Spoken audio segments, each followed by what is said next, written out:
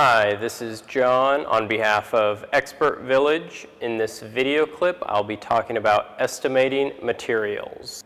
As we take a look at our desk that we drew up, I'm going to make the top out of a big sheet of plywood. In addition, I'm going to have legs right here on each edge. I'm also going to have a leg along the back side.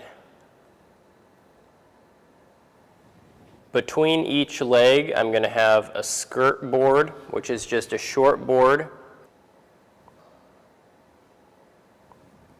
Now the height of my desk is going to be 30 inches. That should allow me plenty of room to have a slide-out drawer with a keyboard and still be able to get under it with my chair.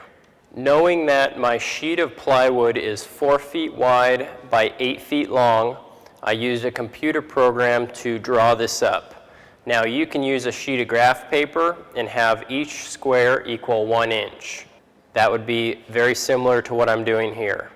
What I've done is I've sketched out where each piece is going to lie on my sheet of plywood.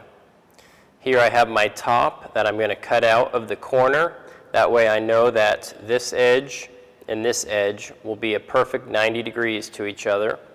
I have my skirt boards here that are going to go between my 3 legs, the one in the back, the right leg, and the left leg. For this project, I'm going to build as much as I can out of this plywood veneer, and then I'm just going to put a little trim piece of solid oak on the front of it to cover up the edge. That way my entire thing will look like real wood.